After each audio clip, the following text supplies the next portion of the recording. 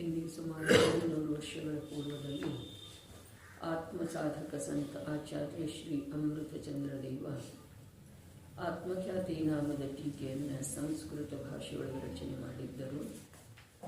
ಅದೇ ಟೀಕೆಯನ್ನು ಸಂಸ್ಕೃತದಲ್ಲಿ ಬಿಡಿಸಿ ಬರುವಂಥ ಆಚಾರ್ಯ ದೇವರ ಅಮೃತಮಯ ಭಾವರೂಪದ ಭೂರಿ ಕಲಶಗಳ ಮೇಲೆ ರಾಜಮಲ್ಜಿ ಪಾಂಡೆ ನಾಮದ ಸಮ್ಯಕ್ ದೃಷ್ಟಿ ಮಹಾಪುರುಷ ಬಾಲಬೋಧಿನಿ ಎಂಬ ಹೆಸರಿನ ಟೀಕೆಯನ್ನು ಹಳೆ ಹಿಂದಿ ಭಾಷೆಯೊಳಗೆ ಸುಮಾರು 500 ವರ್ಷಗಳ ಪೂರ್ವದಲ್ಲಿ ರಚನೆ ಮಾಡಿದ್ದರು. ಅದರಲ್ಲಿ ಕನ್ನಡ ಸ್ವಾಧ್ಯಾಯ ನಡೀತಾ ಇದೆ.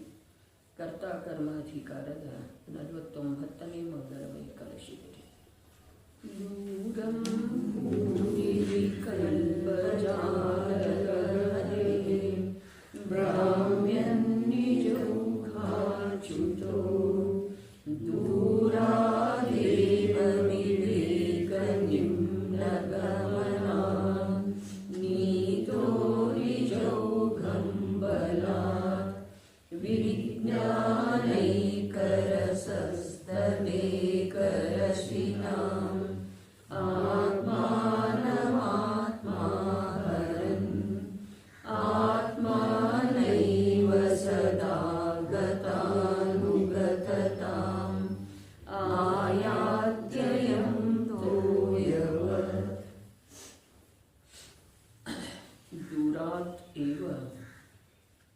ವಿವೇಕ ನ್ಯೂನಗಮನ ಅನಂತ ಕಾಲದಿಂದ ಪರಿಭ್ರಮಣ ಮಾಡುತ್ತಾ ಪ್ರಾಪ್ತವಾಗಿರುವಂಥ ಶುದ್ಧ ಸ್ವರೂಪದ ಅನುಭವವಿರುವಂಥ ಸುಲಭ ಮಾರ್ಗದ ಕಾರಣದಿಂದ ಜೀವದ್ರವ್ಯದ ಸ್ವರೂಪವು ಹೇಗಿತ್ತು ಹಾಗೆ ಪ್ರಕಟವಾಯಿತು. ಶುದ್ಧ ಸ್ವರೂಪದ ಅನುಭವ ರೂಪವಿರುವಂಥ ಯಾವ ಮಾರ್ಗ ಇದೆಯೋ ಆ ಮಾರ್ಗ ಜೀವದ ಸಲುವಾಗಿ ಅತ್ಯಂತ ಸುಲಭ ಇದೆ. ಹೊರಗಡೆ ಯಾವ ತೋರಿಕೆಯ ಮಾರ್ಗ ಇದ್ದಾವೆ ಅಥವಾ ಚತುರ್ಗತಿಗಳಿಗೆ ಕೊಂಡೊಯ್ಯುವಂಥ ಯಾವ ಮಾರ್ಗ ಇದ್ದಾವೆ, ನಿಜವಾಗಿನ ಅವ ಅನಾದಿ ಅಭ್ಯಾಸದಿಂದ ಸುಲಭ ಅನ್ನಿಸಿದ್ರೂ ಕೂಡ ಮಹಾನ್ ಕಠಿಣ ಇದ್ದಾವೆ. ಗತಿಗಳಲ್ಲೇ ಪರಿಭ್ರಮಣ ಮಾಡೋದ ಅಭ್ಯಾಸದ ಬಲದಿಂದ ಸುಲಭವಾಗಿ ಹೋಗಿದೆ ಈ ಜೀವಕ್ಕ. ಈ ಮಾತ 100ಕ್ಕೆ 100ರಷ್ಟು ಸತ್ಯ ಇದ್ರೂ ಕೂಡ ನಿಜವಾಗಿ ವಾಸ್ತವದಲ್ಲಿ ಆ ಗತಿಗಳಿಗೆ ಪ್ರಾಪ್ತ ಆಗುವಂಥ ಯಾವ ಮಾರ್ಗ ಇದಾವೆಯೋ ಅವೆಲ್ಲವೂ ಕ್ಲಿಷ್ಟ ಇದ್ದಾವೆ, ಅರ್ಥಾತ್ ಭಾರ ರೂಪ ಇದ್ದಾವೆ, ದುಃಖ ರೂಪ ಇದ್ದಾವೆ. ಕೇವಲ ಅನಾದಿ ಅಭ್ಯಾಸದಿಂದನೇ ಸುಲಭ ಅನ್ನಿಸ್ತಾ ಇದ್ದವರವ. ಈ ಮೋಹರಾಗ ದ್ವೇಷದ ಮಾತ ಗತಿಗಳಲ್ಲಿ ಗಮನ ಮಾಡಲಿಕ್ಕೆ ಕಾರಣೀಭೂತವಿರುವಂಥ ಕರ್ಮ ಬಂಧದ ಮಾತ, ಭೋಗ ಉಪಭೋಗ ಮತ್ತು ಭೋಗೋಪಭೋಗದ ತ್ಯಾಗ ರೂಪದ ಮಾತುಗಳ ಇವೆಲ್ಲ ವಾಸ್ತವದಲ್ಲಿ ಕಠಿಣದವರು. ಒಂದು ಶುದ್ಧ ಸ್ವರೂಪದ ಅನುಭೂತಿ ರೂಪದ ಯಾವ ಮಾರ್ಗ ಇದೆಯೋ ಅದು ಒಂದೇ ಸುಲಭ ಇದೆ ಅಂಥೇಳಿ ಅನುಭವ ಸಂಪನ್ನ ಜೀವರುಗಳು ಹೇಳ್ತಾ ಇದ್ದಾರೆ. ಮತ್ತು ಪ್ರಾಮಾಣಿಕ ದೃಷ್ಟಿಯಿಂದ ಎರಡೂ ಮಾರ್ಗಗಳಲ್ಲಿ ಸಂಭವಿಸತಕ್ಕಂಥ ಉಪಯೋಗದ ಸರಳತೆ ಅಥವಾ ವಿಪರೀತತೆ ಇವನ್ನ ಎದುರಿಗಿಟ್ಟುಕೊಂಡ ಸ್ವಲ್ಪ ನಾವು ಪ್ರಾಮಾಣಿಕ ದೃಷ್ಟಿಯಿಂದ ಅವಲೋಕನೆ ಮಾಡಿದ್ದೆ. ಆದರೆ ಜ್ಞಾನಿಗಳ ಮಾತ ನಮಗೂ ಸತ್ಯ ಅನ್ನಿಸ್ತಿದೆ.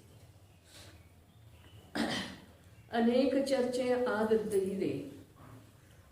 ದೇಹ ಮತ್ತು ಸಂಯೋಗಕ್ಕೆ ಸಂಬಂಧಿಸಿದ ಹಾಗೆ ಯಾವ ಪದಾರ್ಥದ ಜೊತೆಗೆ ಪರಿವರ್ತನೆ ಮಾಡೋದ ಜ್ಞಾನ ಸ್ವಭಾವಿ ಆತ್ಮನಿಗೆ ಕಷ್ಟನೇ ಇದೆ.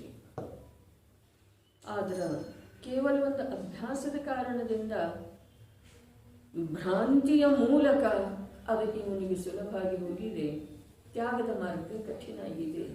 ಅನುಭೂತಿಯ ಮಾರ್ಗ, ಸಹಜತೆಯ ಮಾರ್ಗ, ಜ್ಞಾತಾದೃಷ್ಟಾತನ ರೂಪದ ಪರಿಣಾಮದ ಮಾಡುವ ಮಾರ್ಗ ಇದ ನಮಗೆ ಕಠಿಣ ಅನ್ನಿಸ್ತಾ ಇದೆ. ಯೋಚನೆ ಮಾಡೋದ 8 ವರ್ಷದ ಬಾಲಕರ ಇಂದು ಕೂಡ ವಿದೇಹ ಕ್ಷೇತ್ರದಲ್ಲಿ ಸೀಮಂಧರ ಯುಗಮಂಧರ ಮೊದಲಾದ ಯಾವ 20 ಜನ ತೀರ್ಥಂಕರರ ಸಮವಸರಣ ಸಹಿತ ವಿರಾಜಮಾನ ಇದ್ದಾರೋ ಅಲ್ಲಿ 8 ವರ್ಷದ ರಾಜಕುಮಾರರ ದೀಕ್ಷಾಧಾರಣ ಮಾಡಿ ಈ ಸುಲಭವಾದಂಥ ಮಾರ್ಗದೊಳಗ ಹೋಗ್ತಾ ಇದ್ದಾರೆ, ಸಾಗುತ್ತಾ ಇದ್ದಾರೆ.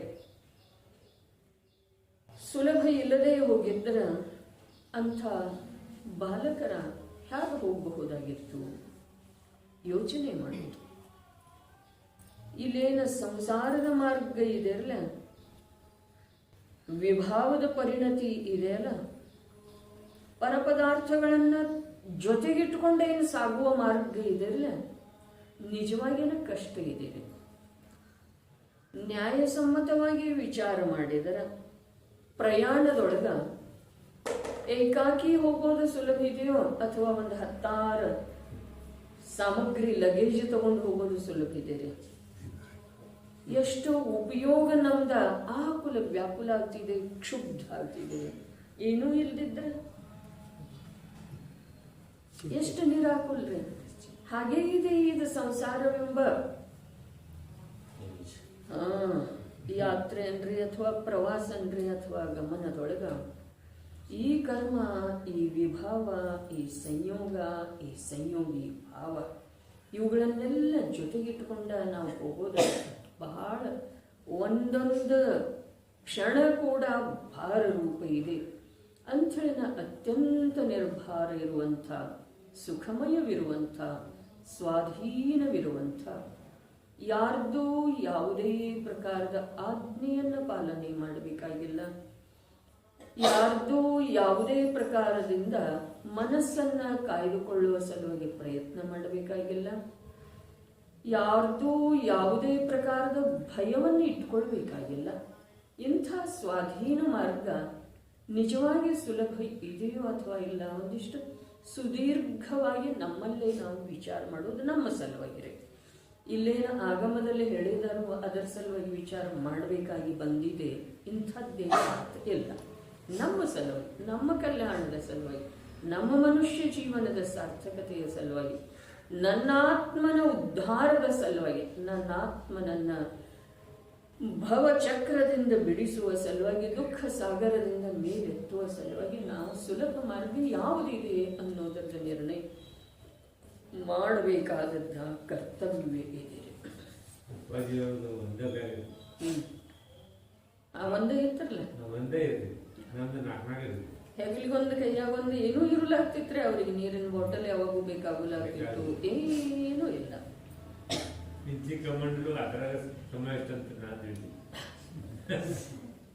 ಏನ್ ಬೇಕಾದ ತಿಳಿಬಹುದ್ರಿ ಭಾಗ್ಯದಿಂದನ.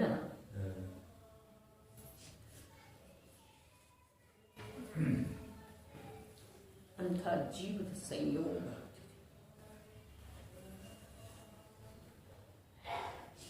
ಆದ್ರೆ ನಾವು ಗುಣೀಜನರ ಗುಣಸ್ಮರಣೆ ಮಾಡ್ತೀವಿ. ಇದಂತೂ ಒಂದು ಅಪೇಕ್ಷಾದಿಂದ ನಮ್ದು ಗುಣನೇ ಇದೆ. ಆದ್ರೆ ಅದನ್ನ ನಮ್ಮಲ್ಲೇ ಅಳವಡಿಸಿಕೊಳ್ಳೋದಿಲ್ಲಲ್ಲ, ಅದು ನಮ್ಮ ದುರ್ಬಲತೆ ಇದೆ. ದುಷ್ಟತೆ ಅಲ್ಲ, ದುರ್ಬಲತೆ ಇದೆ.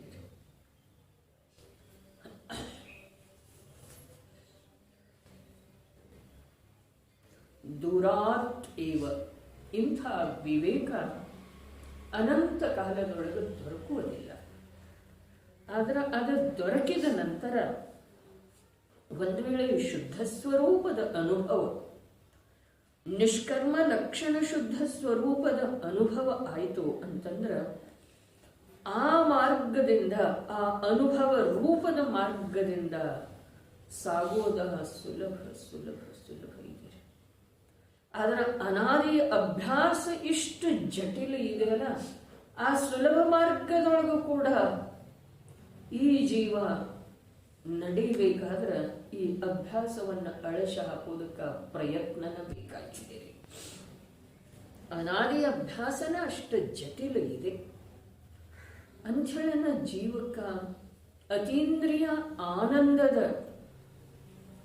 ಅನುಭೂತಿ ಪ್ರಚುರ ರೂಪದಿಂದ ಆಗುವಂಥ ಮುನಿ ಅವಸ್ಥೆ ಬಿಟ್ಟು ಹೋಗಿ ದೇವಲೋಕದ ಭವಧಾರಣ ಮಾಡುವಂತಹ ಪ್ರಸಂಗ ಬಂದ ನಂತರ ಅವನದು ಗುಣಸ್ಥಾನ 4ನೇದ್ದನ ಉಳಿತಿದೆ, ಮೇಲೆ ಹೋಗುವುದನ್ನೇ. ಇದೇನಿದೆ ರೀ? ಬರೆಯ ಅನಾದಿ ಸಂಸ್ಕಾರದ ಅಷ್ಟೊಂದು ಜಟಿಲತೆ.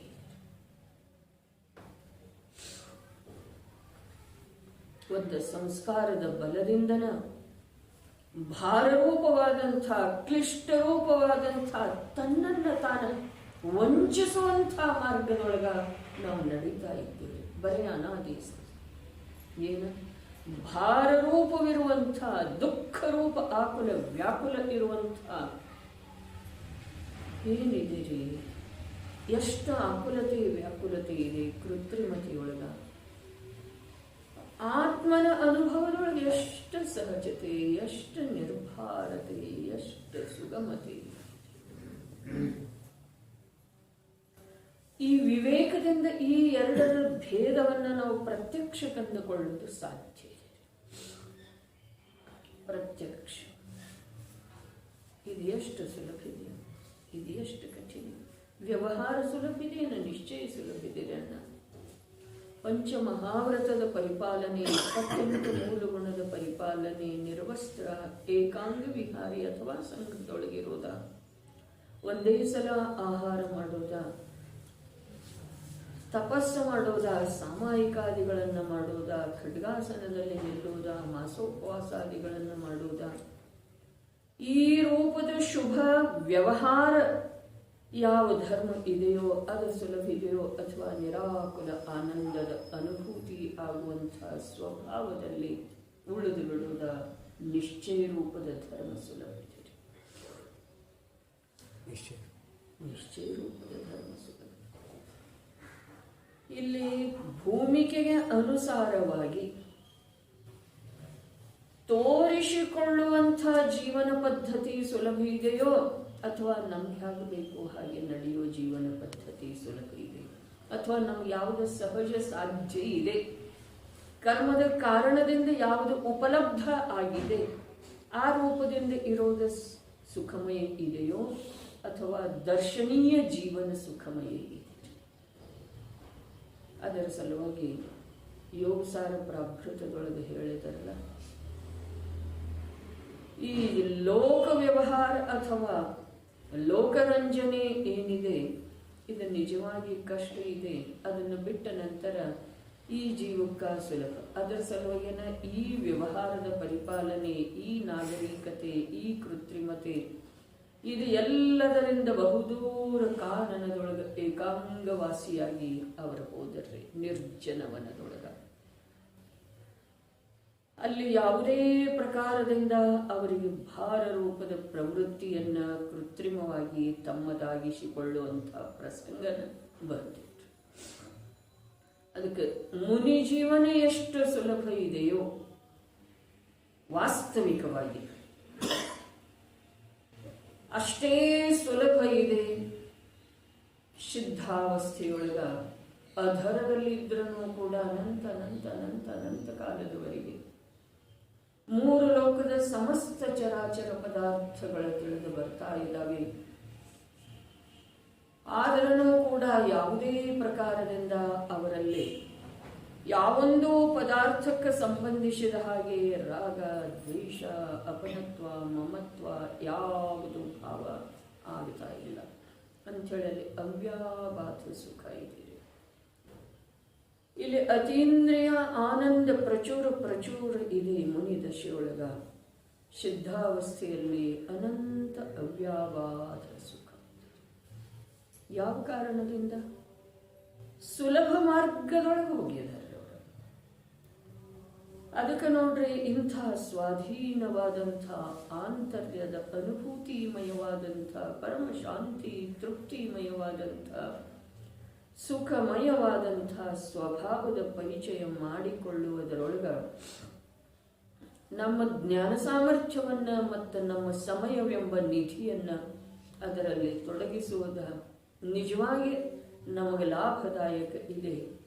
ಭವಿಷ್ಯದ ಅದೆಷ್ಟೋ ದುಃಖ ಪರಂಪರೆಯನ್ನ ನಾವು ಹಗುರ ಮಾಡಿಕೊಳ್ಳಬಹುದಾಗಿದೆ. ಆಗಮದ ಜೊತೆಗೆ ಸ್ವತತ್ವ ಪರತತ್ವಗಳ ಪರಮ ಸ್ವತಂತ್ರತೆಯನ್ನು ತಿಳಿಯುವುದರ ಜೊತೆಗೆ ನಮ್ಮ ಜ್ಞಾನವನ್ನು ಒಂದುಗೂಡಿಸಿದ್ದೇ ಆದರೆ ಭವಿಷ್ಯದ ಎಷ್ಟೋ ದುಃಖ ಪರಂಪರೆಯನ್ನು ನಾವು ಕಮ್ಮಿ ಮಾಡಿಕೊಳ್ಬೋದು, ಭಾರ ಕಮ್ಮಿ ಮಾಡಿ.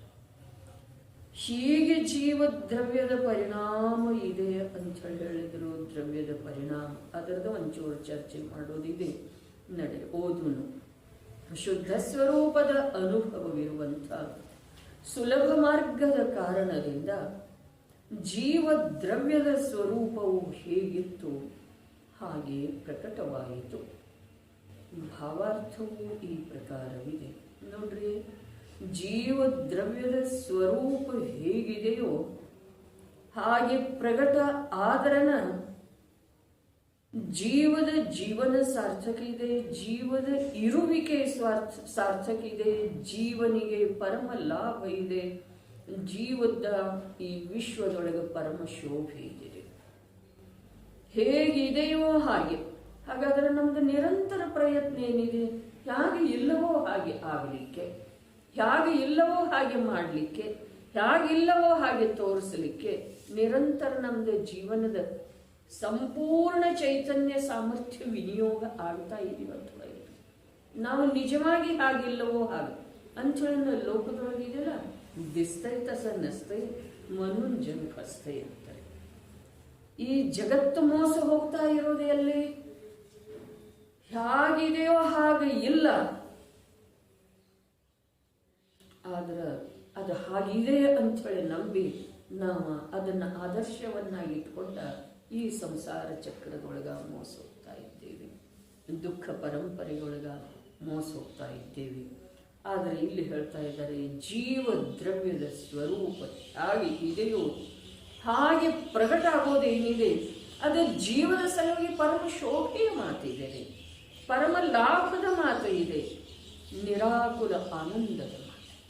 ಇನ್ನೇನು ಬೇಕಾಗಿದೆ ನಮ್ಗೆ? ಒಂದಂತಂದ್ರೆ ಲಾಭ ಆಗಬೇಕಾಗಿದೆ, ಒಂದಂತಂದ್ರೆ ಸುಖ ಆಗಬೇಕಾಗಿದೆ, ಒಂದಂತಂದ್ರೆ ಲೋಕದೊಳಗೆ ನಮ್ದು ಶೋಭ ಆಗಬೇಕು, ಅವಮಾನ ಆಗಬಾರ್ದು. ಹೌದು ಅಥವಾ ಇಲ್ಲ?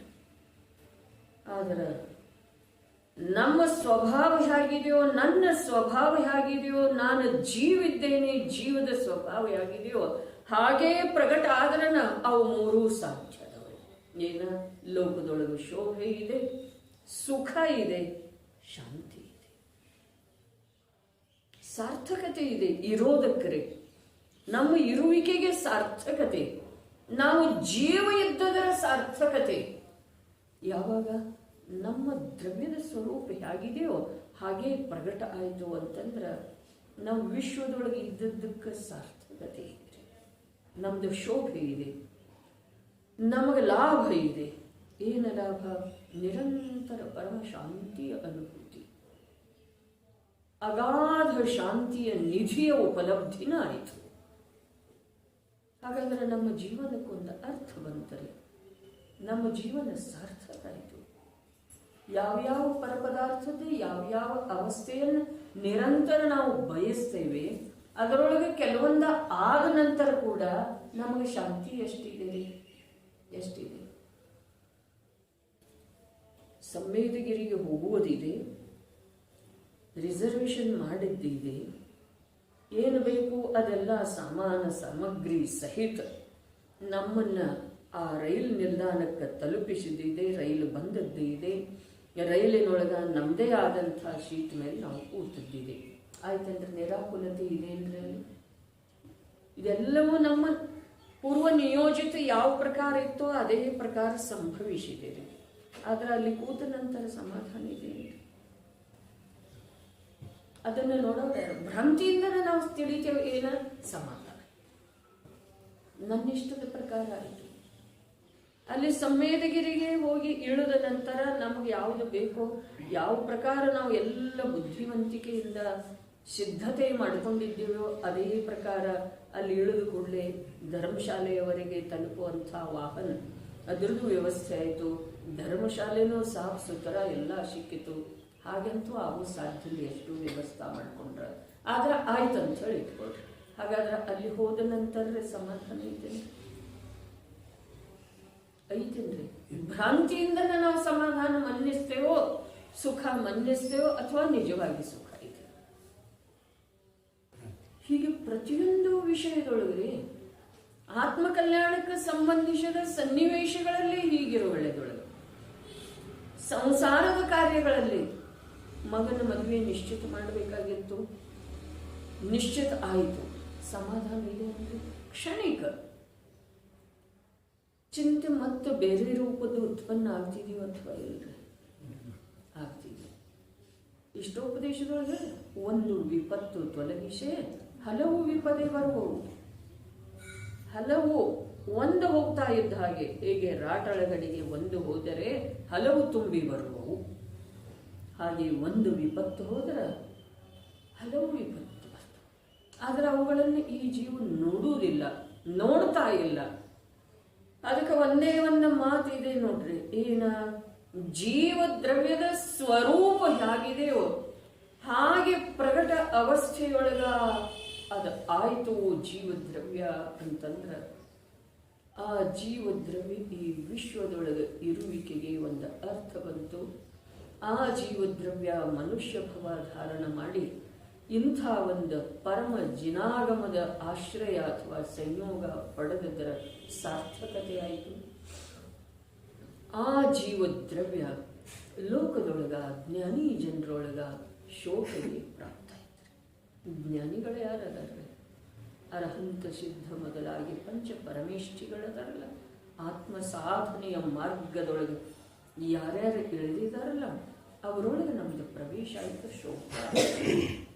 ಇಲ್ದಿದ್ರ ಹುಳುವಿನ ಸಮೂಹದೊಳಗೆ, ಕ್ರಿಮಿಯ ಸಮೂಹದೊಳಗೆ ಉದುಂಬರ ಫಲಗಳ ಹೇಳಿದಾರಲ್ಲ, ಅದರಲ್ಲಿ ನಿರಂತರ ತ್ರಸಜೀವಗಳ ಉತ್ಪತ್ತಿ ಆಗ್ತಾ ಇರ್ತಿದೆ.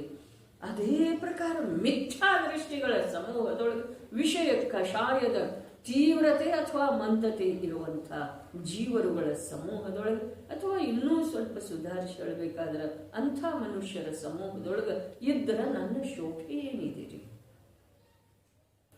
ಹುಳದ ಹಾಗೇನೆ ಇದೆ.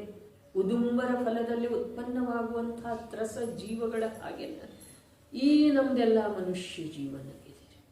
ಅದರೊಳಗೆ ಅದೇ ರೂಪ ನಾವು ಉಳಿದೆವು ಅಂತಂದ್ರೆ ನಮ್ಮ ಜೀವನಕ್ಕೆ ಏನು ಅರ್ಥ ಇದೆ? ನಮಗೆ ಉಪಲಬ್ಧ ಆಗಿರುವಂತಹ ಜಿನವಾಣಿದ ಬೆಲೆ ಏನಾಯ್ತು? ಅದಕ್ಕೆ ಲಕ್ಷ್ಯದೊಳಗೆ ಇಟ್ಕೊಳ್ಳೋದ, ಇವತ್ತು ಇಡೀ ದಿವಸ ಚಿಂತನೆ ಮಾಡೋದ, ಏನ ಜೀವದ್ರವ್ಯದ ಸ್ವರೂಪ ಹೇಗಿದೆಯೋ ಹಾಗೆ ಯಾವಾಗ ಪ್ರಕಟ ಆದೀತು ಆವಾಗ ನನ್ನ ಜೀವನ ಸಾರ್ಥಕ. ಜೀವದ ಜೀವನ, ನನ್ನ ಜೀವನ ಸಾರ್ಥಕ ಇದೆ. ಅನ್ಯಥಾ ಏನು ಮಾಡಿದ್ರೂ ಕೂಡ ಅದರ ಫಲ ಬಂಧನ ಇದೆ ಇರಲ್ಲ ಅನ್ನ, ಅದರ ಫಲ ಸಂಸಾರನೇ ಇದೆ ಇರಲ್ಲ, ಅದರ ಫಲ ಜನ್ಮ ಮರಣದ ಚಕ್ರದ ವೃದ್ಧಿನೇ ಇದೆ ಇರಲ್ಲ. ಏನಿದೆ? ಕುಟುಂಬ ಏನಿದೆಯಲ್ಲ ಅದು ಔದುಂಬರ ಫಲದಾಗ ಐತಿ. ಔದುಂಬರ ಫಲದ ಹಾಗೆ ಐತ್ರಿ ಅನ್ನ. ನೋಡ್ರಿ, ಕುಟುಂಬ ನೋಡ್ರಿ, ಒಟ್ಟಿನಲ್ಲಿ ಸಂಪೂರ್ಣ ಸಮಾಜ ನೋಡ್ರಿ, ವಿಶ್ವದ ಜನರನ್ನ ನೋಡ್ರಿ, ಪ್ರಗತಿಪರ ರಾಷ್ಟ್ರದಲ್ಲಿ ಇರುವಂಥ ವಾಸ ಮಾಡ್ತಾ ಇರುವಂಥ ಮನುಷ್ಯರನ್ನ ನೋಡ್ರಿ, ಎಲ್ಲವೂ ಆ ಕ್ರಿಮಿಗಳ ಹಾಗೇನೆ ಇದೆ. ಉದುಂಬರ ಫಲದಲ್ಲಿ ಉತ್ಪನ್ನ ಆಗ್ತಾ ಇರುವಂಥ ತ್ರಸ ಜೀವು ಯಾಕಂತಂದ್ರೆ ಅವು ಹಲ್ಚಲ್ ಮಾಡ್ತಾವೆ, ಚಡಪಡಿಸ್ತಾವೆ, ಏನೇನೋ ಮಾಡ್ತಾವೆ. ಅಷ್ಟೇ ನಡೆದಿದೆ. ನಮ್ಮದೇ ಜೀವನ ಸಾರ್ಥಕ ಎಲ್ಲಿದೆ, ಶಾಂತಿ ಎಲ್ಲಿದೆ, ತೃಪ್ತಿಯಲ್ಲಿದೆ, ನಿಂತುಕೊಂಡೆಲ್ಲಿದೆ? ನಿರಂತರ ಏನಿದೆ ಇದರೊಳಗೆ? ಕೋಲಾಹಲ ಕೋಲಾಹಲ, ಹಲ್ಚಲ, ನಿರಂತರ ಒಳಗಡೆ ಆಕುಲ ವ್ಯಾಕುಲ, ಕ್ಷುಬ್ಧ. ಸಿದ್ಧಾಲಯದಲ್ಲಿ ಇರುವಂಥ ಅನಂತ ಸಿದ್ಧರು ಬರೇ 45 ಲಕ್ಷ ಯೋಜನ ಕ್ಷೇತ್ರದೊಳಗ ಅಶರೀರಿ ಅನಂತ ಸಿದ್ಧರು ಇದ್ದಾರೆ. ಅವರೆಲ್ಲರೂ ಸ್ಥಿರ, ಅವರೆಲ್ಲರೂ ಸ್ವಭಾವ ರೂಪದಿಂದ ನಿತ್ಯ ಪರಿಣಮಿಸ್ತಾ ಇದ್ದಾರೆ. ಅವರೆಲ್ಲರೂ ಪರದಿಂದ ಪರಮ ನಿರಪೇಕ್ಷ ಇದ್ದಾರೆ. ಅಲ್ಲಿರುವಂಥ ನಿಕಟವರ್ತಿ ಅಥವಾ ಏಕ ಕ್ಷೇತ್ರದಲ್ಲಿ ಯಾವ ಅನ್ಯ ಜೀವದ ಅರೂಪಿ ಪ್ರದೇಶಗಳು ಇದಾವೆಯೋ, ಏನು ಹೇಳಿದ್ರೆ ಅಲ್ಲಿರುವಂಥ ಏಕ ಕ್ಷೇತ್ರದೊಳಗೆ ಅನ್ಯ ಸಿದ್ಧಾತ್ಮರುಗಳ ಅರೂಪಿ ಪ್ರದೇಶಗಳಿದ್ದಾವೆಯೋ ಅವುಗಳ ಜೊತೆಗೆ ಕೂಡ ಅತ್ಯಂತ ನಿಸ್ಪೃಹ. ಅವರ ಜೀವನ ಎಷ್ಟು ಸುಂದರ, ಎಷ್ಟು ಶೋಭಾದಾಯಕ.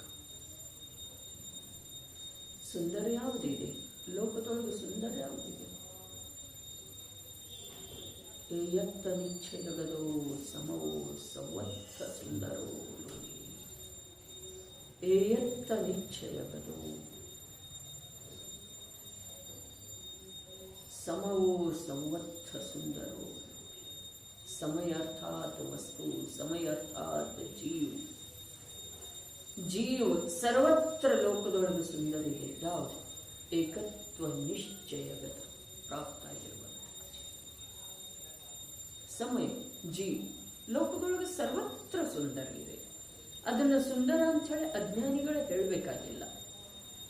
ಅದು ಪೂಜನೀಯ ಅಂಥೇಳಿ ಅಜ್ಞಾನಿಗಳು ಅದಕ್ಕೆ ನಮಸ್ಕಾರ ಮಾಡಬೇಕಾಗಿಲ್ಲ.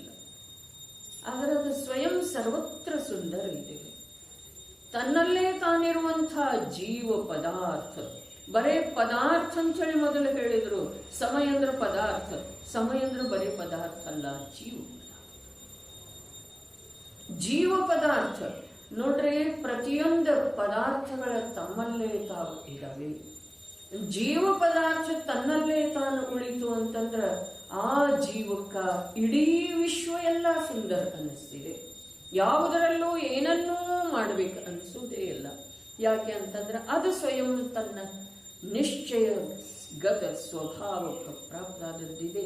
ಅದರಿಂದ ಅದು ಸ್ವಯಂ ಸುಂದರ ಇರುವುದರಿಂದ, ಅದರ ದೃಷ್ಟಿ ಸುಂದರ ಇರುವುದರಿಂದ ಇಡೀ ವಿಶ್ವೆಲ್ಲ ಸುಂದರ ಸುಂದರ ಸುಂದರ. ಸುಂದರ ಅರ್ಥಾತ್ ಹೇಗಿದೆಯೋ ಹಾಗಿರೋದು ಸುಂದರ, ಹೇಗಿದೆಯೋ ಹಾಗೆ ನೋಡೋದು ಸುಂದರ, ಹೇಗಿದೆಯೋ ಹಾಗೆ ಸಹಜ ನೋಡೋದು ಏನಿದೆ ಇದರಿಂದ ಸುಖ ಇದೆ. ಸುಖ ಇದೆ, ಸುಂದರ. ಯಾವುದು ಸುಖಮಯ ಇದೆಯೋ ಅದು ಸುಂದರ ಇದೆ. ಯಾವುದು ಸುಂದರ ಇದೆಯೋ ಅದು ಸ್ವಾಧೀನ ಇದೆ, ಸಹಜ ಇದೆ. ಯಾವುದು ಅಸುಂದರ ಇದೆಯೋ ಅದು ದುಃಖಮಯ ಇದೆ. ದುಃಖಮಯ ಇರುವುದರಿಂದ ಅದರಲ್ಲಿ ಬದಲಾವಣೆಯನ್ನು ಬಯಸ್ತೇವ್ರಿ ನಾವು. ಯಾವ ಅವಸ್ಥೆಯನ್ನು ನಾವು ಸ್ವೀಕಾರ ಮಾಡಿದೆವು ಹೇಳ್ರಿ, ನಿರಂತರ ಬದಲಾವಣೆಯನ್ನ ಬಯಸಿ. ಆದ್ರೆ ಆ ಬದಲಾವಣೆ ವಸ್ತುವಿನ ಅನುರೂಪದ ನಿಯಮದಿಂದ ಬದಲಾಗುವಂಥದ್ದಿದೆ, ಆಗ್ತಾ ಇದೆ. ಅದು ವಸ್ತುವಿನ ಅಧೀನ ಇದೆ. ಅದರ ಬದಲಾವಣೆ ಎಷ್ಟು ತಿಳಿದಿದ್ದೆ ಅದರ ಪರಮ ಸುಖ. ಆದರೆ ನಮ್ಮ ಇಚ್ಛೆಯ ಅನುಸಾರ ಆ ವಸ್ತುವಿನಲ್ಲಿ, ಸಂಯೋಗಿ ವಸ್ತುವಿನಲ್ಲಿ, ನಿರೂಪದ ವಸ್ತುವಿನಲ್ಲಿ ಪರಿವರ್ತನೆಯನ್ನು ಬಯಸುವುದೇನಿದೆ ಅನಂತ ದುಃಖದ ಮೂಲ ನಡೆದು ಎಷ್ಟು ಸ್ವೀಕಾರ ಮಾಡ್ತೀವೋ, ಒಳಗಡೆ ಅದರದ್ದು ಎಷ್ಟು ಅಂಶದಿಂದ ಪ್ರಯೋಗ ಮಾಡ್ತೀವೋ ಅಷ್ಟು ನಮಗೆ ಲಾಭ ಇದೆ. ಮುಂದಿನ ಮತ್ತೊಂದು ಕಲಶ ಓದುವುದರಿಂದ ಏನಾದರೂ ಲಾಭ ಆಗ್ತಿದೆ ಹೀಗೇನು ಸ್ವರೂಪ ಇಲ್ಲ. ಆದರೆ ವಿಷಯ ತಿಳ್ಕೊಂತ ಹೋಗೋದ ಯಾವಾಗ ಎಲ್ಲೆಲ್ಲಿ ತಲುಪ್ತಿದೆ. ಜೀವದ್ರವ್ಯದ ಸ್ವರೂಪವು ಮನುಷ್ಯಂದಲ್ಲ, ಕ್ಷಯೋಕ್ಷಮ ಜ್ಞಾನದ್ದಲ್ಲ. ಜೀವದ್ರವ್ಯದ ಸ್ವರೂಪವು ಹೇಗಿತ್ತು ಹಾಗೆ ಪ್ರಕಟವಾಯಿತು. ಯಾವುದರಿಂದ? ಶುದ್ಧ ಸ್ವರೂಪದ ಅನುಭವ ರೂಪವಿರುವಂತಹ ಸುಲಭ ಮಾರ್ಗದಿಂದ ಹೋದ ಮೇಲೆ ಅದರದ ಸ್ವರೂಪ ಹೇಗಿತ್ತಲ್ಲ ಹಾಗೆ ಪ್ರಕಟ ಆಯಿತು. ಏನು ಕಠಿಣ ಇದೆ, ಏನು ಪರದ ಅವಲಂಬನೆ ಬೇಕಾಗಿದೆ, ಯಾವುದ ನಮ್ಮಲ್ಲೇ ನ್ಯೂನತೆ ಇದೆ. ಇದನ್ನು ಪ್ರಾಪ್ತ ಮಾಡಿಕೊಳ್ಳುವ ಸಲುವಾಗಿ ನಮ್ಮಲ್ಲೇ ನ್ಯೂನತೆ ಏನಿದೆ? ಯಾವ ಕಾಲಕ್ಷೇತ್ರಗಳದ ಬಾಧೆ ಇದೆ, ಯಾವ ಕರ್ಮದ ಬಾಧೆ ಇದೆ, ಏನಿದೆ?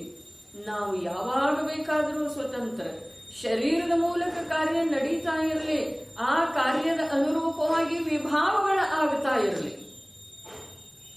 ಆದರೆ ಈ ಜ್ಞಾನ ದರ್ಶನ ಚೈತನ್ಯಾನುವರ್ತಿ ಪರಿಣಾಮ ಸ ಉಪಯೋಗ ಇದೇನಿದೆ ಇದು ನಮ್ದು ಒಳಗಡೆ ಆರಂಭ ಆಗ್ಬೇಕು, ನಡೀತಾ ಇರ್ಬೇಕು. ಇದಕ್ಕೆ ಸಹಜತೆ ಅಂದಿದ್ದಾರೆ. ಶುಭಾಶುಭ ಭಾವಗಳನ್ನ ಸಹಜ ರೂಪದಿಂದ ಸ್ವೀಕಾರ ಮಾಡು ಅಂಥೇಳಿ ಹೇಳಿದ್ದ. ಇದು ವ್ಯವಹಾರ ಇದೆ. ಅಲ್ಲಿ ಸಹಜ ಜ್ಞಾನದ ಪರಿಣಮನದೊಳಗ ಚೈತನ್ಯಾನುವರ್ತಿ ಪರಿಣಾಮ ಸ ಉಪಯೋಗದೊಳಗ ಯಾವುದೇ ಪ್ರಕಾರದ ಶುಭ ಅಶುಭ ಭಾವಗಳ ಸ್ಪರ್ಶನ ಇರ್ತದೆ. ಭಾವಗಳದ ಪ್ರವೇಶನೇ ಇಲ್ಲ ಸುಧಾತ. ಶುಭಾಶುಭ ಭಾವಗಳದ್ದ ಅಲ್ಲಿ ಪ್ರವೇಶ ಸ್ಪರ್ಶ ಇಲ್ಲ. ಅಲ್ಲಿ ಈ ಕರ್ಮ ಏನು ಮಾಡೋದಿದೆ, ಈ ದೇಹದ ಅವಸ್ಥಾ ವಿಶೇಷ ಏನು ಮಾಡೋದಿದೆ, ಇನ್ನೊಬ್ಬರ ವಚನ ರೂಪದ ಪ್ರವೃತ್ತಿ ಅಥವಾ ಕಾಯ ರೂಪದ ಯಾವುದೇ ಪ್ರವೃತ್ತಿ ಅವನಿಗೇನು ಬಾಧೆ ಮಾಡುವುದಿದೆ, ಶರೀರಕ್ಕೆ ಸಂಬಂಧಿಸಿದ ರೋಗಾದಿಗಳ ಅವನಿಗೇನು ಮಾಡುವುದವ್ರೆ, ಏನು ಮಾಡುವುದವ್ರು? ಏನ್ ಹೇಳ್ತು ಇನ್ನೊಂದು ಸಲ, ಚೈತನ್ಯಾನುವರ್ತಿ ಪರಿಣಾಮ ಸ ಉಪಯೋಗ. ಜೀವ ದ್ರವ್ಯದ ಸ್ವರೂಪ ಹೇಗಿದೆಯೋ ಹಾಗೆಯೇ ಅದು ಪರಿಣಾಮನ ಮಾಡಲಿಕ್ಕೆ ಆರಂಭ ಆಯಿತು. ಆ ಪರಿಣಾಮ ಯಾವ ಪರಿಣಾಮ? ಜೀವ ದ್ರವ್ಯದ ಪರಿಣಾಮ. ಎಂಥದ್ದು ಅದ? ಚೈತನ್ಯ ಸ್ವಭಾವದ ಅನುರೂಪವಾಗಿ ಆಗ್ತಾ ಇದೆ. ಆ ಪರಿಣಾಮನದೊಳಗ ಯಾವುದೇ ಶುಭ ಅಶುಭ ಭಾವಗಳದ್ದ ಪ್ರವೇಶ ಇಲ್ಲ, ಸ್ಪರ್ಶ ಇಲ್ಲ. ಇದು ಧನ್ಯ ಸಾಧಕನ ಜೀವನ ಇದೆ. ಈ ಪ್ರಕಾರ ಸುಖಮಯ ಇದೆ, ಈ ಪ್ರಕಾರ ಸುಂದರ ಇದೆ, ಈ ಪ್ರಕಾರ ಇಡೀ ಜಗತ್ತಿನಿಂದ ನಿರಪೇಕ್ಷ ಇದೆ. ಅವರಿಗೆ ಆಹಾರ ಬೇಕಾಗಿಲ್ಲ. ಆಹಾರದ ಕಾರಣದಿಂದ ಯಾವ ಶರೀರದ ವಿದ್ಯಮಾನತೆ ಇರ್ತಿದೆಯೋ ಆ ಶರೀರ ಅವರಿಗೆ ಪರಿಗ್ರಹ ರೂಪ ಇದೆ. ಸಾಧಕ ಜೀವನಿ ಅಂಥ ಧನ್ಯ ಅವಸ್ಥಾ ನಮ್ದ ಆಗಬೇಕನ್ನುವ ಭಾವನೆ ನಿರಂತರ ಬೇಕು, ಸ್ವಾಭಾವಿಕ ಬೇಕು. ಯಾವ ಆಹಾರವನ್ನ ಕೊಡುವಂಥ ದಾತೃ ಪುರುಷ ಇದ್ದಾನೋ, ಶ್ರಾವಕ ಇದ್ದಾನೋ, ತನ್ನ ಸಲುವಾಗಿ ಮಾಡಿದಂಥ ಆಹಾರವನ್ನ ಯಾರೋ ಸಾಧಕರ ಮೋಕ್ಷ ಮಾರ್ಗದಲ್ಲಿ ಮುನ್ನಡೆಯುವಂಥವರ ಬಂದರೆ ಅವರ ಪಾಣಿ ಪಾತ್ರದೊಳಗೆ ಮೊದಲು ಹಾಕಿ ಗುರು ಮುನಿಗೆ ಮೊದಲಿತ್ತು ಭೋಜನ ಕಿರಿದ ನಂತರ ತಾನು ಮಾಡುವುದು. ಅತಿಥಿ ಸಂವಿಭಾಗ ನಿಯಮೆಂದು ಬಂದ್ರಲ್ಲ, ಅತಿಥಿ ಸಂವಿಭಾಗ ನಿಯಮ ಯಾವುದಿದೆ? ಗುರು ಮುನಿಗೆ ಮೊದಲಿತ್ತು ಭೋಜನ, ಕಿರಿದ ನಂತರ ತಾನು ಮಾಡುವುದು. ಇದರ ಹೆಸರು ಅತಿಥಿ ಸಂವಿಭಾಗ ಇದೆ. ಅವನಲ್ಲೇ ಭಾವ ಬರ್ತಿದೆ. ಅವನ ಆ ಸದ್ಭಾವನೆಯ ಫಲಸ್ವರೂಪವಾಗಿ ಮುನಿರಾಜರ ಬರ್ತಾರೆ. ಮುನಿರಾಜರ ಆಹಾರ ಗ್ರಹಣ ಮಾಡ್ತಾರೆ. ನಿರ್ದೋಷ ಇದೆ, ಅನುದಿಷ್ಟ ಇದೆ. ಆದರೂ ಕೂಡ ಆ ಆಹಾರದ ಕುರಿತು ಅವರಿಗೆ ಯಾವುದೇ ಪ್ರಕಾರದ ರಾಗ, ದ್ವೇಷ, ಇಷ್ಟ, ಅನಿಷ್ಟ, ಯಾವ ಪ್ರಕಾರದ ಭಾವ ಬರುವುದಿಲ್ಲ, ಯಾವುದೇ ರಸ ಅಲ್ಲಿ ಉತ್ಪನ್ನ ಆಗುವುದಿಲ್ಲ ಅಂಥೇಳಿ ನೀರಸ ಭೋಜನ. ಆ ಭೋಜನ ಬೇಕಾದ್ರ ಷಡ್ರಸ ಮಿಶ್ರಿತ ಇದ್ರನು, ಮಿಷ್ಟ ಇದ್ರನು, ಗರಿಷ್ಠ ಇದ್ರನು ಕೂಡ ಅವ್ರದ್ದೇನಿದೆ, ಅವರಿಗೆ ಅದರೊಳಗೆ ರಸಾನೇ ಇಲ್ಲ.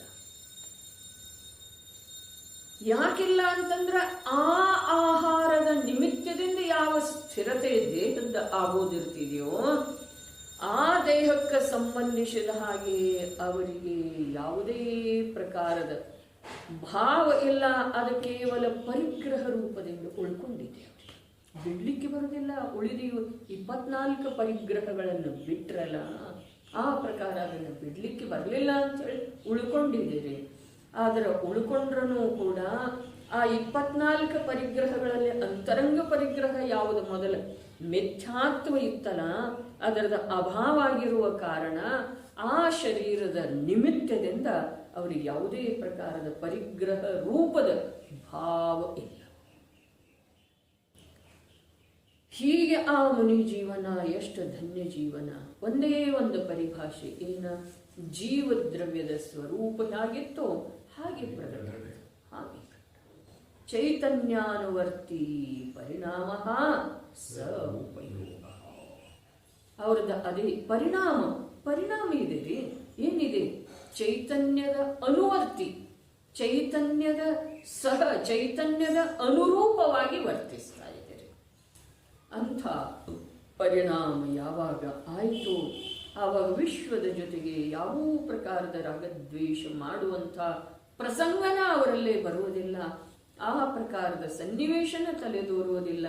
ಯಾಕೆ ಅಂತಂದ್ರೆ ಅವರ ಚೈತನ್ಯದ ಅನುರೂಪವಾಗಿ ವರ್ತಿಸ್ತಾ ಇರುವಂತಹ ಪರಿಣಾಮಗಳಲ್ಲಿ ಆ ಶುಭ ಅಶುಭ ಭಾವಗಳನ್ನ ಸಂಸ್ಪರ್ಶ ಇಲ್ಲ, ಪ್ರವೇಶ ಇಲ್ಲ. ಹೀಗಿದ್ದ ಮೇಲೆ ಶ್ರಾವಕನಿಗೆ ಯಾವುದಾದ್ರೂ ವ್ರತ ಕೊಡಲಿಕ್ಕಾಗಲಿ, ಶ್ರಾವಕನಿಗೆ ಯಾವುದಾದ್ರೂ ಕೆಲಸ ಹೇಳಲಿಕ್ಕಾಗಲಿ, ಮಂದಿರದ ಸ್ವಚ್ಛತೆಯ ಸಲುವಾಗಿ ಆಗಲಿ, ಮಂದಿರದ ನಿರ್ಮಾಣದ ಸಲುವಾಗಿ ಆಗಲಿ, ಮಾನಸ್ತಂಭದ ನಿರ್ಮಾಣದ ಸಲುವಾಗಿ ಆಗಲಿ, ಶಿಖರದ ನಿರ್ಮಾಣದ ಸಲುವಾಗಿ ಯಾವ ಮಾತನ್ನು ಅವರು ಆಡೋದು ಸಾಧ್ಯ ಇದೆ? ಯಾವ ಮಾತನ್ನು ಆಡೋದು ಸಾಧ್ಯ ಇದೆ? ಅಂಥ ಧನ್ಯ ಮುನಿ ಜೀವನ್ ಯಾವ ನಮ್ಮ ದುರ್ಭಾಗ್ಯದಿಂದ ನೋಡಲಿಕ್ಕೆ ಸಿಗ್ತಾ ಇದೆಯೋ ಅದು ಮುನಿ ಜೀವನ ಅಲ್ಲ. ಮುನಿ ಜೀವನ ಇಷ್ಟು ಸುಂದರ ಇದೆ. ಏನ ಜೀವ ದ್ರವ್ಯದ ಸ್ವಭಾವ ಸ್ವರೂಪ ಹೇಗಿದೆಯೋ ಹಾಗೆ ಪ್ರಗಟ. ದ್ರವ್ಯದ ಪರಿಣಾಮ ಹೀಗಿದೆ, ಹೀಗಿದೆ, ಹೀಗಿದೆ. ಲೋಕಕ್ಕೆ ಹೇಳ್ತಾ ಇದ್ದಾರೆ, ನಿರ್ಗ್ರಂಥ ದಿಗಂಬರ ಕಾಯ ಸೇವಿ ಪ್ರಗಟ ಹೋರಹ ಅಂತರ್ಮಣ. ಏನಿದೆ? ನಿರ್ಗ್ರಂಥ ದಿಗಂಬರ ಕಾಯ ಸೇವಿ. ಆ ಕಾಯದಿಂದ ಕೂಡ, ಆ ದೇಹದಿಂದ ಕೂಡ ಅವರ ಅಂತರಂಗದ ನಿರ್ಮಲತೆಯೇ ಪ್ರಕಟ ಆಗ್ತಾ ಇದೆ, ಹೊರಸೂಸ್ತಾ ಇದೆ. ದೇಹ ಮಲಿನ ಇದೆ ರೀ. 10 ವರ್ಷದಿಂದ 100 ವರ್ಷದಿಂದ ಸ್ನಾನ ಇಲ್ಲ. ಅದಕ್ಕ ಅಸ್ನಾನದ ವ್ರತ ಇದೆಯಲ್ಲ, ದಿಗಂಬರ ದೀಕ್ಷೆ ಧಾರಣ ಮಾಡಿದ ಕೂಡಲೇ ನೋಡ್ರಿ, ಯಾವುದಾದ್ರೂ ಮಂಜನ ಲವಣಾದಿಗಳಿಂದ ಹಲ್ಲುಜ್ಜುವ ಮಾತಿಲ್ಲ. ಬೆರಳಿನಿಂದ ಕೂಡ ಹಲ್ಲು ಮೇಲೆ ಆಡಿಸೋದು ಇರುವುದಿಲ್ಲ. ಅದಂತ ಧಾವನ ಅನ್ನೋದು ವ್ರತ ಇದೆ ರೀ. ಅದ್ಯಾವುದು ಗೊತ್ತಿಲ್ಲ. ಮೂಢರ ಹಾಗೆ ಮಾಡ್ತಾ ಇದ್ದೇವೆ. ನಾವು ಮಾಡ್ತಾ ಇದ್ದೇವೆ. ಅನುಮೋದನೆಗೆ ಅಷ್ಟೇ ಪಾಪ ಇದೆ ರೀ. ಅನುಮೋದನೆಯ ಮಾತು. ಭೋಗ ಭೂಮಿಯೊಳಗೆ ಯಾರು ಹುಟ್ಟುತ್ತಾರೆ ಅನ್ನೋದರದ ಕಥನ ಬಂದಿದೆ ರೀ. ಅನುಮೋದನೆ ತ್ರಿಲೋಕ ಸಾರದ ಆಧಾರದಿಂದ ತ್ರಿಲೋಕ ಸಾರದ ಗಾಥೆಗಳನ್ನು ಕೊಟ್ಟಿದ್ದಾರೆ. ನಾಳೆ ಬರುವಂಥ ಜೈನ ಭೂಗೋಳದೊಳಗೆ ಅವು ಗಾಥೆ ಬರ್ತವೆ. ಏನಿದೆ ಅನುಮೋದನೆ ಮಾಡೋರು ಅಲ್ಲಿ ಹೇಳ್ತಾರೆ. ಆ ಇವ್ರೇನು ದೌಲತರಾಮರು ಅಂತ ಅವಾಗೇ ಹೇಳಿಲ್ರಿ, ತೇಗು ಗುರು ಜನ್ಮ ಜಲ ಉಪಲನಾಮ ಅಂಥೇಳಿ. ಅವರು ತಮ್ಮ ಮನೆ ಮಾತು ಹೇಳಿಲ್ಲ, ಆ ತ್ರಿಲೋಕ ಸಾರದ ಮಾತನ್ನೇ ಇದೆ ರೀ. ಅವರು ಹೇಳ್ತಾರೆ, ಈ ಪ್ರಕಾರ ಯಾರ ಮುನಿದೀಕ್ಷೆ ಧಾರಣ ಮಾಡಿ ವ್ರತದ ಛೇದ ಮಾಡ್ತಾರೋ, ಮೌನ ಬಿಟ್ಟು ಊಟ ಮಾಡ್ತಾರೋ, ಹಾಗೆ ಮಾಡ್ತಾರೋ, ಮಂತ್ರತಂತ್ರಾದಿ ಮಾಡ್ತಾರೆ, ಜ್ಯೋತಿಷ ಹೇಳ್ತಾರೆ, ಈ ವ್ಯಾಪಾರ ಮಾಡ್ರಿ, ಆ ವ್ಯಾಪಾರ ಮಾಡ್ರಿ ಅಂತ ಹೇಳಿ ಹೇಳ್ತಾರೆ. ಅವ್ರ ಮಕ್ಕಳ ಮದುವೆ ಸಲುವಾಗಿ ಮಾತಾಡ್ತಾರೆ. ಅವರೆಲ್ಲರೂ ಭೋಗ ಭೂಮಿಗೆ ಹೋಗ್ತಾರೆ. ಅವರಷ್ಟೇ ಹೋಗುವುದಿಲ್ಲ ಅಂತ ಹೇಳ್ತಾರೆ. ಅವರ ಶಿಷ್ಯರನ್ನ ಯಾಕೆ ಬಿಟ್ಟು ಹೋಗ್ತಾರೆ? ಅವರ ಸಮೇತ ಹೋಗ್ತಾರೆ ಅಂತ ಹೇಳ್ತಾರೆ. ಮುನಿಗಳೇ ಹೇಳಿದಾರ್ರಿ, ಮುನಿಗಳೇ. ಶ್ರಾವಕರೇನು ಹೇಳೋ ಸಾಧ್ಯವಿದೆ ಈ ಮಾತು? ಯಾರ ಆ ಅವಸ್ಥೆಯೊಳಗಿದ್ದಾರೆ, ಅಷ್ಟಪಾಹುಳದೊಳಗೆ ಏನೇನಂದ್ರೆ ಯಾವುದನ್ನ ತಿರಿಯಂಚೆ ಮುನಿಜಿದ್ದಾನೆ, ಅವನು ಮುನಿ ಅಲ್ಲ, ಅವನು ತಿರಿಯಂಚೆ ಇದ್ದಾನೆ. ಯಾರು ಹೇಳಿದ್ರು? ಮುನಿರಾಜರೇ ಹೇಳಿದ್ರಿ, ಒಂದಕ್ಕೊಂದು ಪ್ರಭು ಹೇಳಿದ್ರಿ. ಹಾಗಾದ್ರೆ ಹಾಗೆ ಹೇಳಬೇಕಾದ್ರೆ ಅವರ ಅಂತರಂಗದೊಳಗ ಆ ಮೋಕ್ಷ ಮಾರ್ಗದ ಸಲುವಾಗಿ ಎಷ್ಟು ಒಂದು ಆಂತರ್ಯದ ಒಂದು ಚಡಪಡಿಕೆ ಇರಬೇಕು. ಈ ಜೀವ ಇಂಥ ಪವಿತ್ರ ಮಾರ್ಗದೊಳಗೂ ಕೂಡ ಈ ಪ್ರಕಾರದ ಭ್ರಷ್ಟಾಚರಣೆ ಮಾಡ್ತಾ ಇದೆಯಲ್ಲ, ಇದು ಅನಂತ ಸಂಸಾರ ಆಗ್ತಿದೆ. ಆಗಬಾರ್ದು ಅನ್ನೋ ಭಾವ ಇರ್ತಿದೆ. ಏನ್ ನಡೆದಿದೆ ನಮ್ದ? ಜೀವ ದ್ರವ್ಯದ ಸ್ವರೂಪ ಏನಿದೆಯಲ್ಲ, ಆ ಪ್ರಕಾರ ಪ್ರಕಟ ಆಗೋದ ಇದೇನಿದೆ? ಸುಲಭ ಮಾರ್ಗ ಇದೆ ರೀ, ಸುಲಭ ಮಾರ್ಗ ಇದೆ. ಪರೀಶಃ ಕಠಿಣ ಇಲ್ಲ, ಸುಲಭ ಇದಾವೆ. ಉಪಸರ್ಗ ಕಠಿಣ ಇಲ್ಲ, ಸುಲಭ ಇದಿವೆ. ಮತ್ತು ಅದು ಯಾವುದ ಅನ್ಯಾಯವಾಗಿ ಬಂದಿಲ್ಲನ. ಹಿಂದಿನ ಭಾವದಲ್ಲಿ ತಾನೇ ಮಾಡಿದ್ದು ಸುಕುಮಾರನ ಕಾಲುಗಳನ್ನ ಆ ನರಿ ತಿಂತನ, ಹಿಂದಿನ ಭಾವದಲ್ಲಿ ತಾನೇ ಆ ಅತ್ತಿಗೆಯನ್ನು ಒದ್ದಿದ್ದರಿ ಅಮ್ಮ ಅಂಥೇಳಿ ಅವನ ಕಾಲುಗಳನ್ನು ಆ ಅತ್ತಿಗೆ ನಿಧಾನ ಬಂಧ ಮಾಡಿಕೊಂಡಿರ್ತಾರೆ ಆ ಜೀವ. ಅಗ್ನಿಭೂತಿ ಮತ್ತು ವಾಯುಭೂತಿ ಗೊತ್ತಿದೆಯಲ್ಲ ಕಥೆ ಹೇಳೋದೀಗ ನನ್ನ ಉದ್ದೇಶ ಇಲ್ಲ.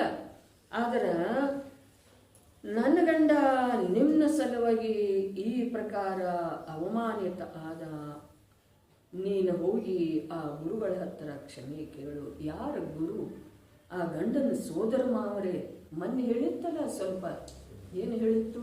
ಸೋದರ ಮಾವ ಆ ತಂಗಿ ಮಕ್ಕಳನ್ನ, ಅಗ್ನಿಭೂತಿ ವಾಯುಭೂತಿ ಅನ್ನುವಂಥವ ತಂಗಿ ಮಕ್ಕಳ ತಂಗಿ ಗಂಡ ಸತ್ತು ಹೋದ ನಂತರ ಆಕೆ ತನ್ನ ಮಕ್ಕಳನ್ನ ಈ ಪ್ರಕಾರ ಕಾಶಿ ನಗರದೊಳಗ ನಿಮ್ಮ ಸೋದರ ಮಾವ ಅದನ್ನು ಅಲ್ಲಿ ಹೋಗು, ನೀವು ವಿದ್ಯಾರ್ಜನೆ ಮಾಡ್ರಪ್ಪ, ನೀವು ಜ್ಞಾನಿ ಆಗ್ರಿ ಅಂತೇಳಿ ಹೇಳಿದ ನಂತರ ಅಲ್ಲಿ ಹೋದರು. ಆ ಎರಡೂ ಮಕ್ಕಳ ಅಗ್ನಿಭೂತಿ ವಾಯುಭೂತಿ ಅಲ್ಲಿ ಹೋದ ನಂತರ ಅವನು ಗುರ್ತಾ ಕೊಡ್ಲಿಲ್ರಿ.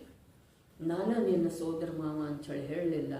ಆಯಿತು ಬಂದಿದ್ದೀರಿ, ನನಗೆ ಯಾವ ತಂಗಿನೂ ಇಲ್ಲ, ನನಗೆ ಯಾರು ಸೋದರಳಿಯಂದಿರೂ ಇಲ್ಲ. ಆಯಿತು ಬಂದಿದ್ದೀರಿ ವಿದ್ಯಾಭ್ಯಾಸದ ಸಲುವಾಗಿ, ನೀವು ಇಲ್ಲಿ ಇರಲಿಕ್ಕೆ ಅವಕಾಶ ಕೊಡ್ತೇನೋ, ಆದರೆ ನೀವು ಭಿಕ್ಷಾ ಬೇಡಿ, ನಿಮ್ಮದು ಜೀವನೋಪಾಯ ನಿಮಗೆ ನೀವು ಮಾಡೋದು ಭಿಕ್ಷಾನ್ನದಿಂದ ಹೊಟ್ಟೆ ತುಂಬಿಕೊಂಡ ನೀವು ವಿದ್ಯಾ ಕಲಿಯೋದಿತ್ತ ಕಲೀರಿ ಅಂತ ಹೇಳ್ತಾರೆ. ಯಾವಾಗ ಅವರ ಪರಿಪೂರ್ಣ ವಿದ್ಯೆಯಿಂದ ಪಾರಂಗತ ಆಗ್ತಾರೋ ಆವಾಗ ಅವನಿಗೆ ಖುಷಿ ಆಗ್ತಿದೆ, ನಾನು ನಿಮ್ಮ ಸೋದರ ಮಾವ ಅಂತೇಳಿ ಹೇಳಿದ ನಂತರ ಒಬ್ಬ ಸಂತೋಷದಿಂದ ಸ್ವೀಕಾರ ಮಾಡ್ತಾ, ಒಬ್ಬ ವಿರೋಧ ಮಾಡ್ತಾ. ಸಂತೋಷದಿಂದ ಯಾವ ಸ್ವೀಕಾರ ಮಾಡಿದ್ದಲ್ಲ ಅವನ ಹೆಂಡತಿನ ಇವನು ವಿರೋಧ ಮಾಡಿದ, ಓದಿತಂದ್ರೆ ಆಕೆ ಕಾಲ ಹಿಡಿಯುತ್ತಿರ್ತಾಳೆ, ನನ್ನ ಗಂಡನ ಉಳಿಸು ಅಂತ. ಎಲ್ಲ ಕಥೆ ಬಹಳ ಇದೆ ರೀ ಭವಾಂತರದ. ಆಗ ಅವ ಕ್ರೋಧದ ಆವೇಶದೊಳಗ ವಿದ್ಯೆಯ ಮದದೊಳಗ ಅವಳನ್ನು ಒದಿದ್ದನ್ರಿ. ಅದೇ ಕಾಲನ್ನ ಅವಳು ತಿಂತಾಳ ಭವಾಂತರದಲ್ಲಿ ನರೆಯಲ್ಲಿ. ಇದು ವೈರಭಾವ ಇದೆ ರೀ. ಇದನ್ನ ಪದ್ಮನಂದಿಯಾಚಾರ್ಯ ದೇವರು ಹೇಳಿದರೆ, ನಾವು ಯಾವ ಜೀವಗಳನ್ನ ಅರಿಯದೋ ಕಷ್ಟಕ್ಕೀಡು ಮಾಡ್ತೇವಲ್ಲ ಆ ಜೀವಗಳ ಸಂಕ್ಲೇಶ ಪರಿಣಾಮದಿಂದ, ಸಂತೋಷದಿಂದ ಯಾರು ಸಾಯೋರು ಹೇಳ್ರಿ? ನಾವು ಸಾಯ್ಬೋದೇನ? ಇಷ್ಟೆಲ್ಲ ಕೇಳಿದವರ ಓದಿದವರ ಸಾಯ್ಬೋದೇನ? ಸಂಕ್ಲೇಶದಿಂದ ಸಾಯ್ತಾರೆ. ಬಿಸಿ ನೀರಿನೊಳಗೆ ತಣ್ಣೀರು ಬೆರೆಸ್ತೇವಲ್ಲ ಅವಕ್ಕೆ ಎಷ್ಟು ಬಾಧೆ ಆಗ್ತಿದೆ, ಎಷ್ಟು ಬಾಧೆ. ನಿನಗೆ ಎಷ್ಟು ಅವಶ್ಯಕ ಇದೆ ಅಷ್ಟೇ ಕಲಿಸ. ಸುರೇಖಾ ತಾಯಿ ಒಮ್ಮೆ ಹೇಳಿದ್ರು ಬಹಳ ಖುಷಿ ಅನ್ನಿಸ್ತಿತ್ರಿ ನಮ್ಗೆ. ಆ ತಾಯಿಗೆ ಕಡಕ್ ಕಾಸ್ಕೊಳ್ದ ಮತ್ತು ಅದ್ರೊಳಗೆ ತಣ್ಣೀರು ಬೆರೆಸೋದ. ಅಲ್ಲಿ ಹಾಸನದೊಳಗೆ ಒಮ್ಮೆ ಕಥನ ಬಂದ ಮೇಲೆ ಅವರು ಎಷ್ಟು ಪಶ್ಚಾತ್ತಾಪ. ಇದೇನಿಲ್ರಿ ಜೀವದ ಪ್ರವೃತ್ತಿ. ಇದಕ್ಕೇನಂತಾರ್ರಿ? ರೌದ್ರಾನಂದ ಅಂತಾರ ವಿಜಯಣ್ಣ. ಇದೇನಿಲ್ರಿ ರೌದ್ರ ಧ್ಯಾನದೊಳಗ ಹಿಂಸಾನಂದ ರೌದ್ರಾನಂದ ಇವೆಲ್ಲ ಏನದವ್ರಿ? ಇವಿದವು ಪರಿಣಾಮ. ಇವೆಲ್ಲ ನೋಡ್ರಿ ಈ ಮನುಷ್ಯ ಜೀವನದೊಳಗೆ ಎಷ್ಟು ಅಗಣಿತ ಅಗಣಿತ ಅಗಣಿತ ಅಗಣಿತ ಪಾಪ ಆಗ್ತಾ ಇದೆ. ಆದ್ರೆ ಅಲ್ಲಿ ಆ ಜೀವಗಳಿಗೆ ಯಾವ ನೋವಾಗ್ತಿದೆಯಲ್ಲ ಸಂಕ್ಲೇಶ ಪರಿಣಾಮ, ಅಲ್ಲಿ ನಿಧಾನ ಬಂದಾಗ್ತಿದೆ. ಅಲ್ಲಿ ಅವಳು ಬರೀ ಒದ್ದಿದ್ದಲ್ಲ ಅಗ್ನಿಭೂತಿ, ಅದರಿಂದ ಅವಳಿಗೆ ಅವಮಾನಿತಾಗಿ ನಿಧಾನ ಬಂದಿದ್ದರಲ್ಲ ಭವಂತರದಲ್ಲೇ ನರಿಯಾದಳು. ಇವನು ಸುಕುಮಾರಾದ, ಇವನು ಧ್ಯಾನಕ್ಕೆ ಕೂತ ಮೇಲೆ ಅದನ್ನು ಸೊಂಟದವರೆಗೆ ಆ ಕಾಲುಗಳನ್ನು ತಿಂದ. ಅನ್ಯಾಯ ಯಾವುದೂ ಆಗೋದಿಲ್ರಿ ಸಂಸಾರದೊಳಗ. ಎಲ್ಲ ಇವು ಮಾಡಿದ ತೇರಾಕಿಯ ಆಗೆ ಆಯಿಗ ಸುಖ ದುಃಖ ಐಕ್ಯ ಫಲಕರ್ಮೋಕ. ಇದಿದೆ ಹೊರಗಡೆ ಹಾಡಿದೆ, ತೇರಾಕಿಯ ಆಗೆ ಆಯಿಗ. ಈಗ ನೀನು ಕಾಣಿಸ್ಕತ್ತೈತಿ, ಚಲೋ ನಾ ಸಾಫ್ ಸುತ್ರ ಅಂತೀನಿ, ಜ್ಞಾನಿ ಅಂತಿ, ಹಾಗಂತಿ ಹೀಗಂತಿ. ನಾ ಮರುಳು ಮಾಡ್ತಿದ್ದೀರಿ ಪುಣ್ಯ ಕರ್ಮ, ಪಾಪ ಕರ್ಮ ಒಯ್ದು ಹಾಕ್ತಿದೆ. ತನ್ನ ಕರ್ತವ್ಯ ಬಿಡುವುದಿಲ್ಲ, ಅದ ಮಾಡಿರ್ತಂದ್ರಲ್ಲ ಜೀವ. ತೇರಾಕಿಯ ಆಗೆ ಆಯಿಗ ಸುಖ ದುಃಖ ಐಕ್ಯ ಫಲಕರ್ಮೋಕ. ಏನೈತದ ನಿಜವಾಗಿ ಐತೇನು ಸುಖ ದುಃಖ ಫಲಕರ್ಮೋಕ. ಆದರೆ ಇಲ್ಲಿ ಸಹಜತೆಯೊಳಗೆ ಜೀವದ್ರವ್ಯ ತನ್ನ ಸ್ವರೂಪಕ್ಕೆ ಪ್ರಾಪ್ತ ಆದ ನಂತರ ಆ ಸುಖ ಏನಿದೆಯಲ್ಲ ಅದನ್ನು ಸುಖ ಅಂದ್ರು. ಬರೀ ನಿರಾಕುಲ ಶಾಂತಿ ಇದೆ, ನಿರಾಳ, ಯಾವುದೇ ಪ್ರಕಾರದ ಕ್ಷುದ್ಧತೆ ಇಲ್ಲ, ತರಳತೆ ಇಲ್ಲ, ಅಂಥದ್ದೊಂದು ಶಾಂತಿ ಇದೆ. ಅದು ಆಂತರ್ಯದೊಳಗೆ ಜೀವದ್ರವ್ಯ ತನ್ನ ಸ್ವರೂಪ ಹೇಗಿದೆಯೋ ಆ ಸ್ವರೂಪ ರೂಪದಿಂದ ಅದು ಯಾವಾಗ ಪ್ರಕಟ ಆಗ್ತಿದೆ. ಚೈತನ್ಯಾನುವರ್ತಿ ಪರಿಣಾಮ ಸೌಮ್ಯ. ವಿಚಾರ ಅದನ್ನೇ ಮಾಡೋದು ನಾವು ಸಂಸಾರದೊಳಗೆ ಪರಿವಾರದೊಳಗೆ. ವಿಜಯಣ್ಣ ಹೇಳಿದ ಹಾಗೆ ಆ ಉದುಂಬರ ಫಲದೊಳಗಿರುವಂಥ ತ್ರಸರಾಶಿಯ ಹಾಗೆ ಇದ್ದೇವೋ ಅಥವಾ ಇಲ್ಲ, ಅದೊಂದು ಮಾತ. ಚೈತನ್ಯಾನುವರ್ತಿ ಪರಿಣಾಮ ಸೌಮ್ಯೋಗ.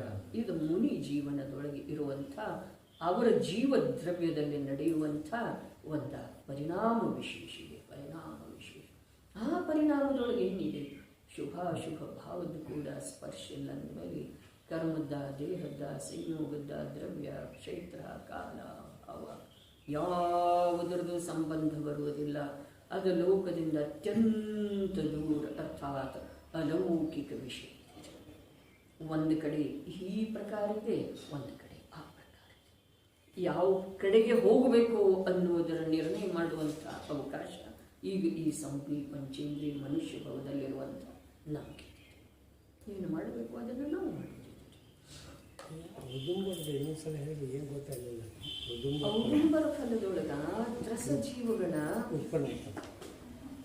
ಉತ್ಪನ್ನ ಅಂತಂದ್ರೆ ಹಾಗೆ ಇಲ್ಲ, ಈ ಕಡ್ದಾಡ್ತಾ ಇದ್ದ ಹಾಗೆ ಇರ್ತಾವ್ರಿ. ಅವ ಯಾವಾಗಲೂ ಈಗ ಚಡಪಡಿಸ್ತಾ ಇರ್ತಾವ.